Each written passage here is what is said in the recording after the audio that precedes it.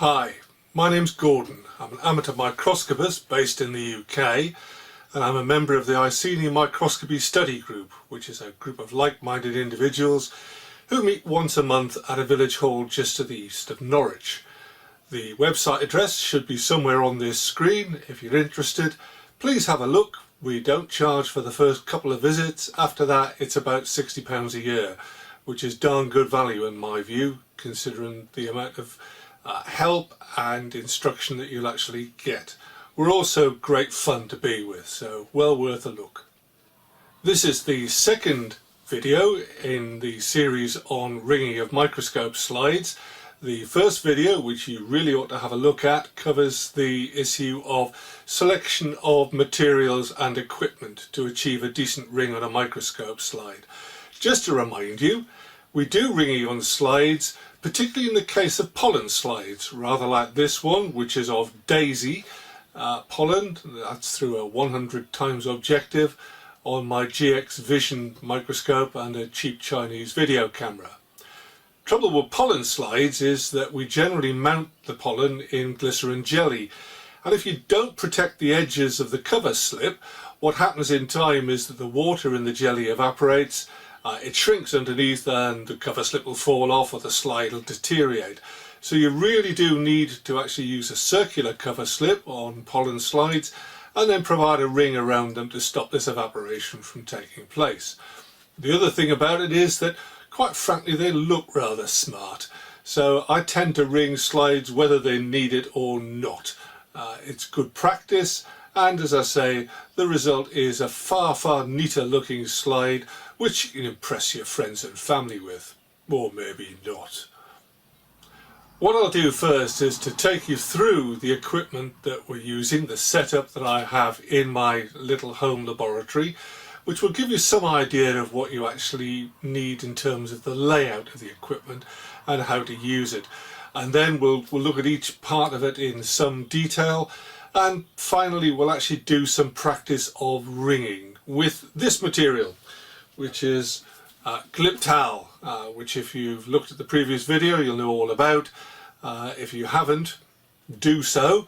But it's a paint that's used for coating the inside of racing engine crankcases and for sealing electronic components. It's insulating alkyd varnish. Big advantage of it from our point of view is that it's resistant to more or less any solvent once it's dried, and it's got an extremely high solids content, which means you can build it up into a nice big thick ring on the slide in relatively few coats. So it's far better than anything else that we've ever come across. The only real disadvantage of it is that it's very expensive, £95 or thereabouts for that tin, and unfortunately the solvent that's in use is xylene, which causes horror and panic throughout the microscopy world. But to be perfectly honest, in the small quantities that we actually use it in, my personal view is that it's not too much of a risk. But I'll show you how to get round even that tiny little risk. Okay, this is my preferred setup for carrying out ringing, especially when my wife is around, because she doesn't much like the smell of xylene. And the first thing you'll notice is that it's actually in what appears to be a little box. That is actually an extraction hood that is used by people who make those little plastic models using an airbrush to avoid spray overspray from going all over the place and to extract any fumes. And it also has attached to the back of it a black flexible tube which then goes out of my window. A bit tricky to see, I'm afraid, because of the way the lighting is. But hopefully you can actually get some idea of how it works.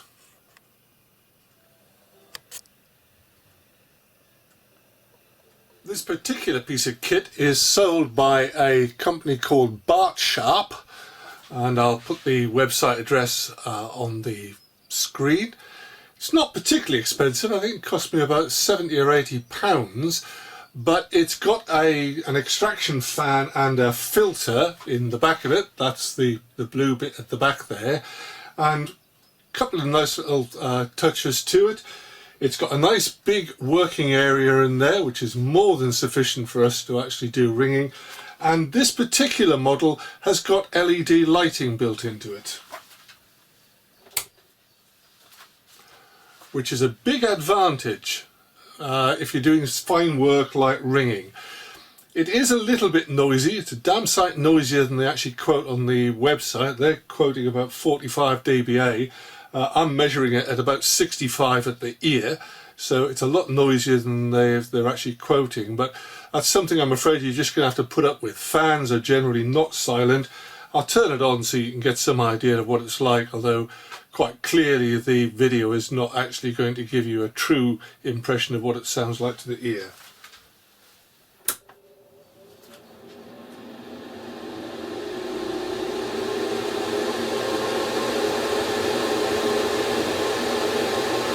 Not an especially offensive noise, but I suspect if you're actually doing this in a room with other people, they're going to get fairly irritated by it over time.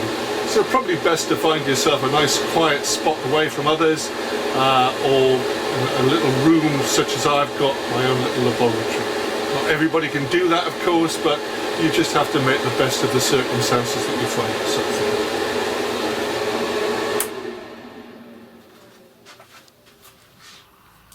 Let's look at the materials and equipment that we're actually going to be using in the process of ringing.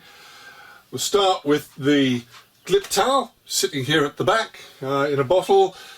I tend to keep it near to the extraction outlet on the grounds that if you've got the lid off that stuff, you've got xylene coming off it at a rate of knots.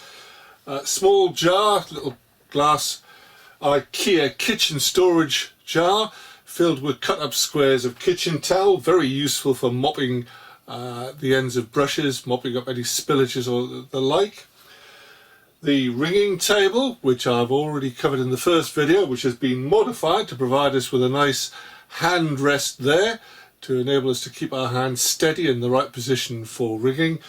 This particular one, again, as I pointed out in the first video, will spin for ages just with a very gentle flick on the bolt extension that I've got on the stage clip. This is the lid from the IKEA kitchen storage jar, which I use for mixing Glip towel and xylene. You can use the blister packs that tablets come in, and let's face it, if you do a microscopy, you're probably old and crumbly and have got lots of these lying around the house. Very useful, just strip the alloy foil around them.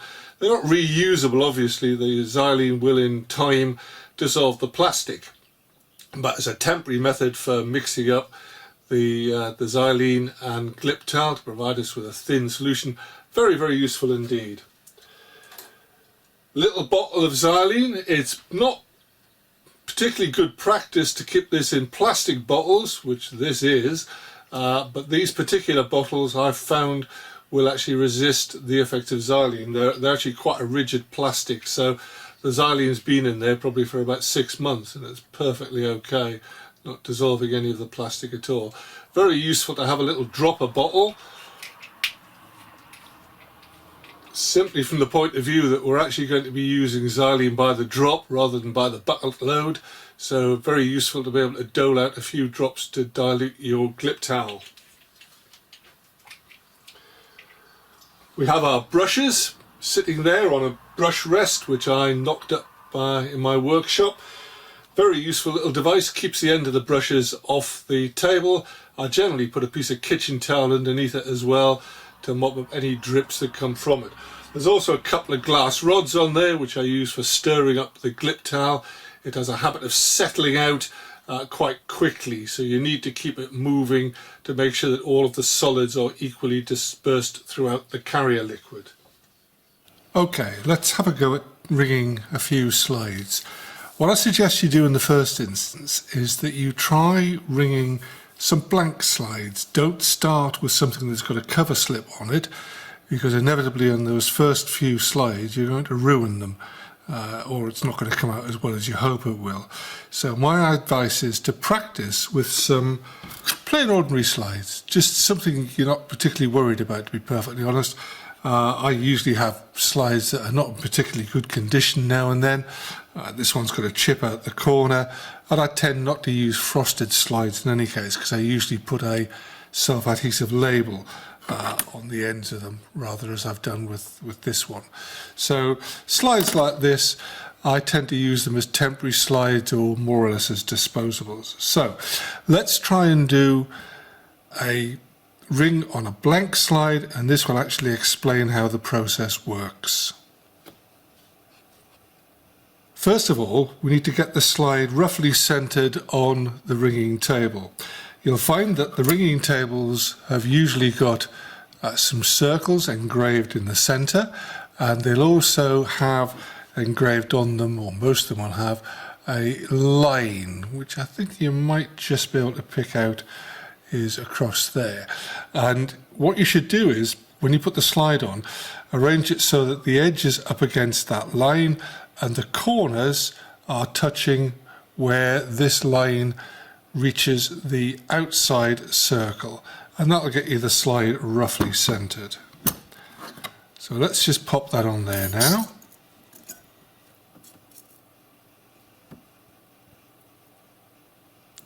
And that's centered as much as I need it to be for this exercise. Quick spin just to make sure everything's working tickety-boo, which it certainly is. Now, we need to mix up some Gliptal and some xylene. We need to dilute them down, and I use my little IKEA kitchen storage dish top, which has got these little indents in that are perfect for the purpose. The Gliptal, I have already given this a damn good shake for about 5 minutes. That's after stirring it with a glass rod to get rid of all of the settled solids in the bottom, to get them dispersed throughout the carrier liquid. So you'll find that Gliptal will actually glue the lids down quite hard as well. So it's as well to every now and then open it up just to give it a stir. So let's first of all take a couple of drops of Gliptal, nice dark red stuff. I'm just putting a few drops in that well there, and that should be enough to do this slide quite easily. And just pop that back there out of the way. Lid back on the Gliptal. Oops.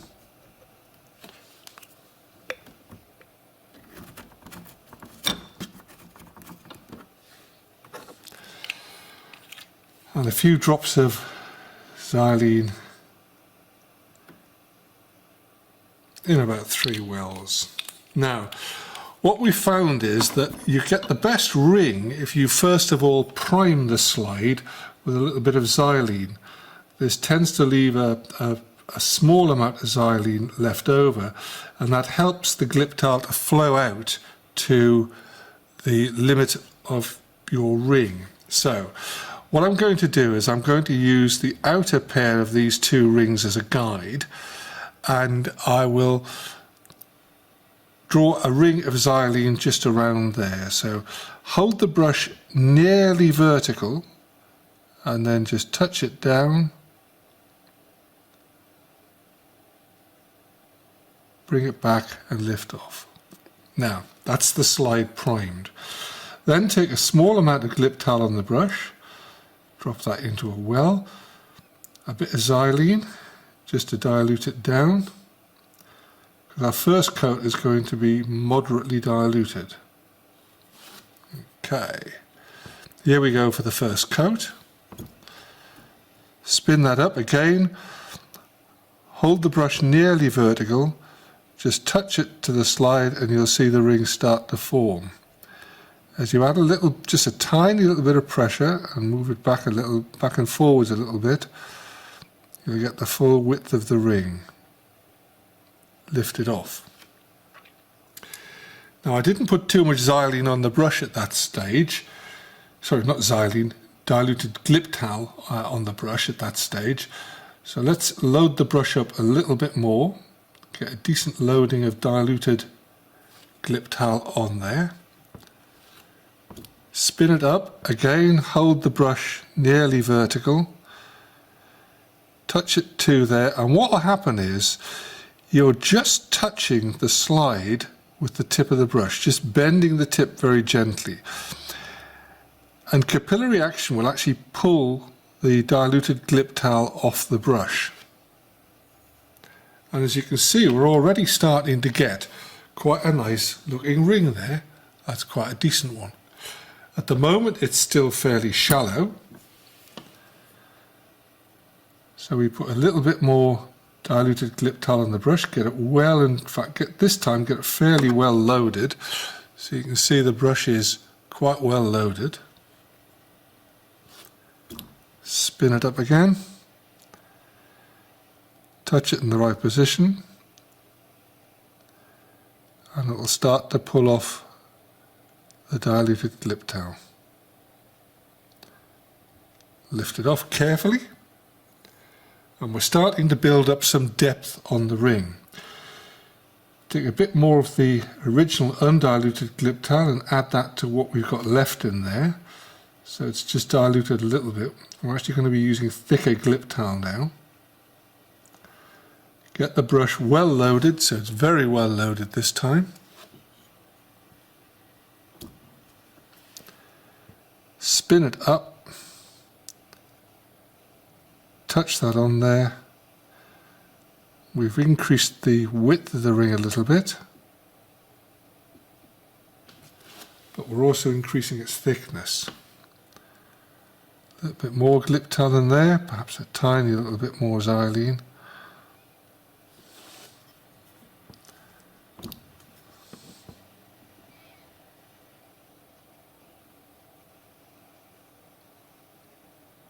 You can move the brush from side to side slightly.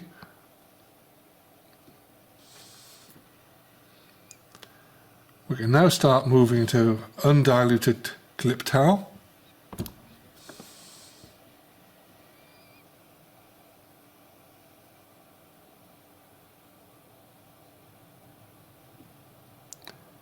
I'm just so touching that ring, and it's pulling off the Gliptal. It's a little bit uneven now, so what we'll do is we'll dilute that up a little bit.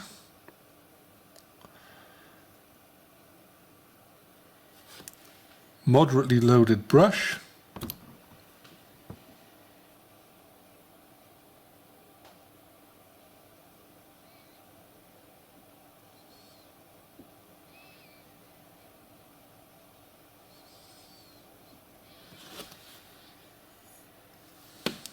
Same again. You can just keep adding coats. You might have to wait a little while for it to dry eventually, or to start to dry off a little bit. Takes a little bit of patience, but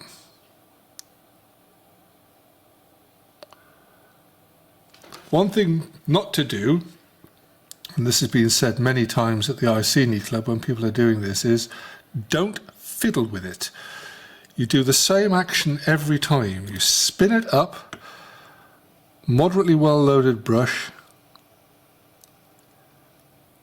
and then just touch it to there and let the brush and the table do the work.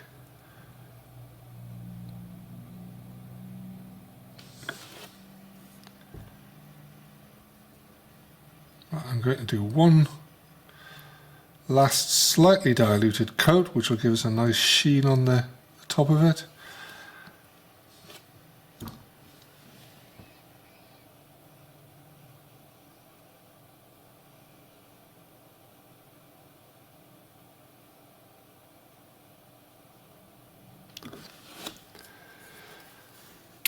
And there we are. Now, if I take this slide off here, it is extremely difficult to return it to the same position, so you really do have to do the whole job in one go. You can, if you're very careful, get it back there, but it's still going to be probably very slightly out of position. But if I take this off and we have a careful look at it, you'll see that what we've got there is a nice, even, glossy, thick ring. You might be able to just about see that there's some depth to that as well. Difficult to see on a video, but there is significant depth to that. More than enough to cover up the junction between a cover slip and the slide itself. So, practice doing them as many as you can. No reason why not. You can always wipe the slides clean with a little bit of xylene when you're finished and reuse them. But quite frankly, slides are cheap enough that you can probably just keep these just to remind yourself of how good you were when you first started doing it. Okay, let's repeat that process, but this time I'll give a closer view so that perhaps you can get a better idea of what's going on here. So I'm going to take a slide. Again, it's not in particularly good condition. You can probably see there's a chip out the edge there. So it's not one that I would generally use for permanent slides, but it's good enough for practice.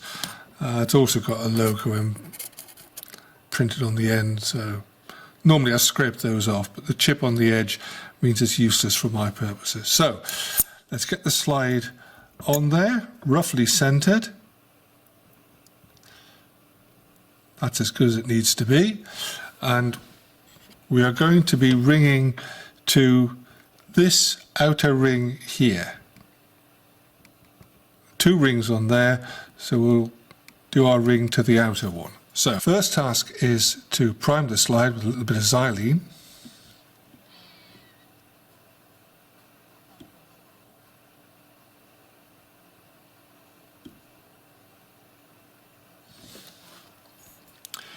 And then we take some diluted Gliptal, with the brush not very well loaded at this stage, because we just want a very thin ring on here to start with.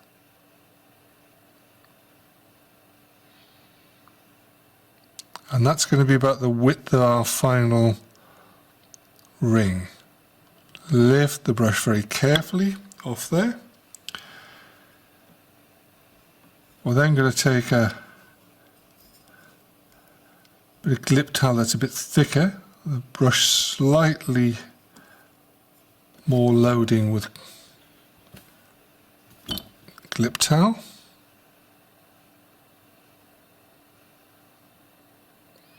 And you can see straight away the darker colour indicates that we're actually getting more solids on there.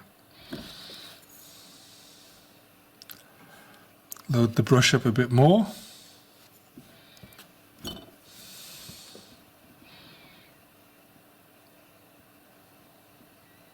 Don't forget, brush held nearly vertical. You can move it from side to side to make sure you're covering the full width of the ring. And I tend to move it back in that direction and lift it.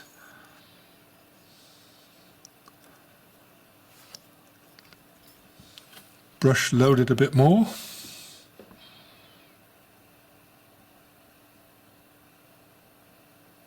Capillary action is pulling the Gliptal off the brush.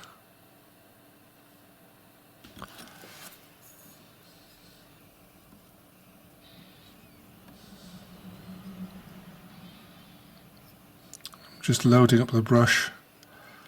Quite a lot of Gliptal now. This is relatively undiluted. There's quite a big drop of it on there, but what will happen is as that touches the slide, it'll get gradually pulled off and into the ring. So as you can see, the fact there was quite a big drop on there doesn't make very much difference really. We still end up with a beautiful smooth ring.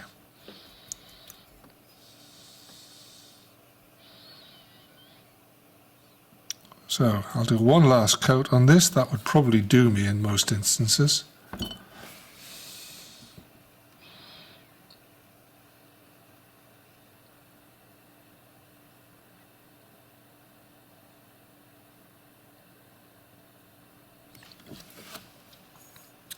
And there we are. About as good as you could possibly want, to be perfectly honest.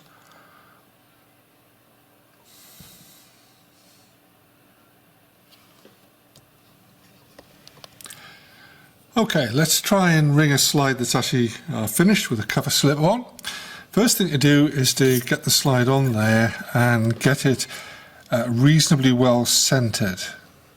The rings will help you align the cover slip, and with a little bit of practice you should be able to get that fairly well centered quite rapidly. It just needs a little bit of moving around every now and then, so that when you spin it, it's quite clear that the cover slip is actually central to those guide rings that are on the ringing table. So we start as before, just as we did with the practice slide. We actually prime the slide, ready to receive the diluted clip towel. Actually, this is not quite centered. It's off a little bit in that direction, so let's just ease it back in. When you spin it, you can pick up little variations quite rapidly. There's one there, so that's a little bit out there, so right, that's perfect. So we're going to prime the slide, so spin it up, plain xylene on the brush, touch it to the edge of the cover slip and also over the slide just outside the cover slip. So we've got that primed. What we want now is a bit of diluted clip towel on there just to provide us with our first thin coat. So spin it up, brush held almost vertical, touch it to the slide and cover slip, and we'll see the ring starting to form. It's perhaps a little bit narrow, that one, so let's spin it up again.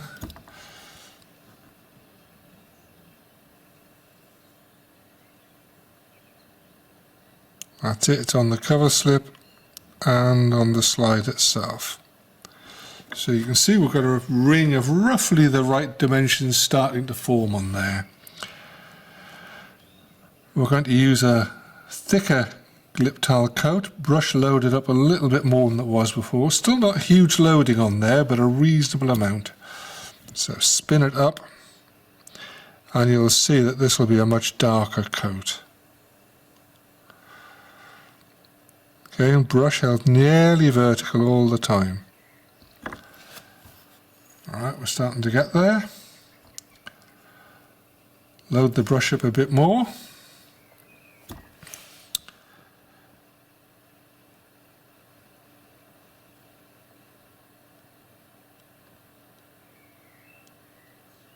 And there we are, that's about the finished width that we want. That's covering both the slide and the cover slip. And as we build up a bit more, we need to make sure that it flows out to the edge. So move the brush slightly to my right and to the left, just moving it very slightly from side to side. And that is now starting to build up nicely. So what we want is a thicker coat on there and a more heavily loaded brush, and that will actually transfer more each time we actually do the ring. So this time the brush is going to be quite heavily loaded.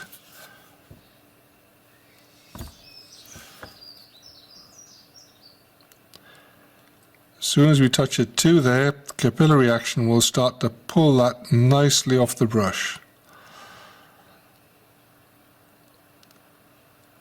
As I indicated in the first video, this is a Winsor & Newton No. 2 sable watercolour. Must be a sable. They're the only brushes that work really well. So we just keep spinning up, another coat going on.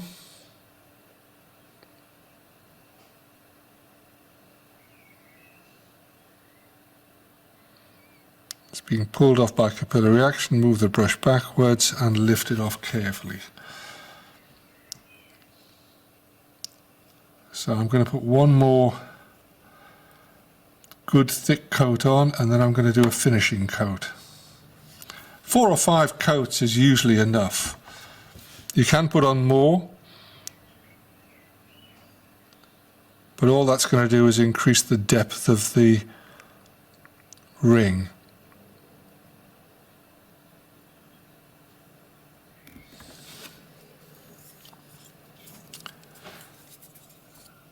So we want a slightly more diluted coat this time, just to finish it off. I usually put a thinnish one on, moderately loaded brush, not too much on there, but a reasonable amount. You'll learn how much to put on there in practice. You don't want the brush dripping, but there again you don't want it dry either. A little bit of movement back and forwards. Slide that back. And in my view, that would win prizes.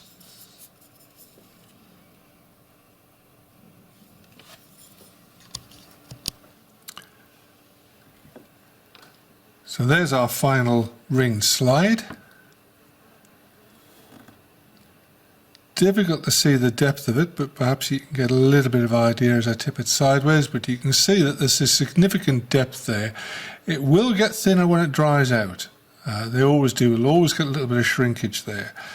But it doesn't really matter. What we've done is that we have effectively sealed very, very well that junction between the cover slip and the slide. That is now completely and utterly airtight.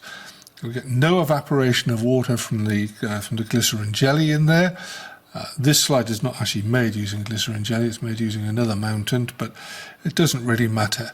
The same is true. You'll actually protect the edge of the slide from the ravages of the environment over a period of years. And that looks absolutely lovely now.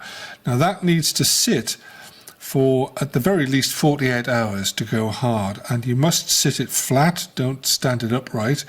Lie it flat, separate it from other slides, make sure nothing can get touched on the top.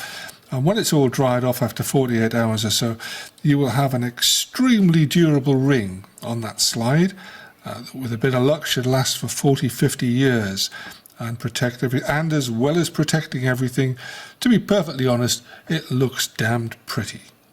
This is one of my favourite slides, Sambucus nigra, elderflower pollen. Lovely stuff, looks lovely under the microscope. And the slide itself, just to the naked eye, looks every bit as good.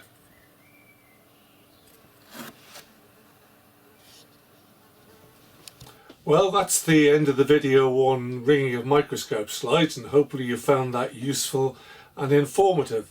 There will be one further video which will cover making slides of pollen using both glycerin jelly and another mountant, which I won't go into at the moment because I'm waiting for an article to be published in the Queked Bulletin which covers its use.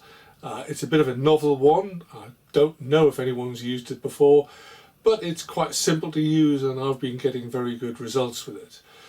I hope you do actually take the trouble to try and ring some slides. It's really, really gratifying when you actually take a tray full of slides which look rather like this, and then after a short amount of work you end up with something that looks like this. And these look rather nice. They're not only permanent now, but they actually do look a great deal better than a straightforward unringed slide. Just one or two minor points to cover which will help you in the process of making good ringed slides. When you make slides using glycerin jelly, usually to mount pollen, it's normal that you end up with a small amount of glycerin jelly that overflows from the edge of the cover slip. Now you can't ring on top of that. The ringing material, even Gliptal, won't take properly to it. So you've got to actually remove that. And the way in which I normally do that process is to put the slide in the fridge, usually for an hour or two until it's actually set properly, so the glycerin jelly is nice and well set. And then I run it under a cold tap, add a little bit of scouring powder, the old-fashioned Vim or something of that nature, and then I use a chopped off watercolour brush. That's a straightforward, it's a 1/4 inch oil painting brush. That's cut off short, so it's about 1/4 inch long, about 1/4 inch wide, and the bristles are quite stiff. and you can use that to actually scrub around the edge of the cover slip, and you can scrub quite vigorously like that to remove all of the excess glycerin jelly, just allowing it to dissolve off with the water. It doesn't matter if you undercut the glycerin jelly beneath the cover slip. In fact, that's an advantage because the Glip towel will seep underneath it and it will help it to adhere to the cover slip overall. So that's just a little tip for actually preparing your slides ready for ringing.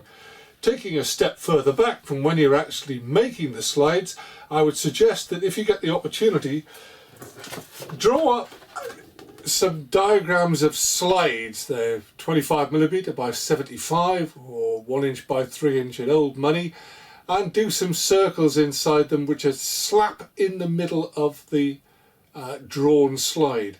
You can then put your microscope slide on top of that when you're actually making it, and that will help you to get the cover slip exactly central on the slide itself, and that will look really, really nice. Well, I hope you enjoy it. I hope you enjoy producing something which looks as good as this. See you again in another video. Thanks very much for watching. Bye bye.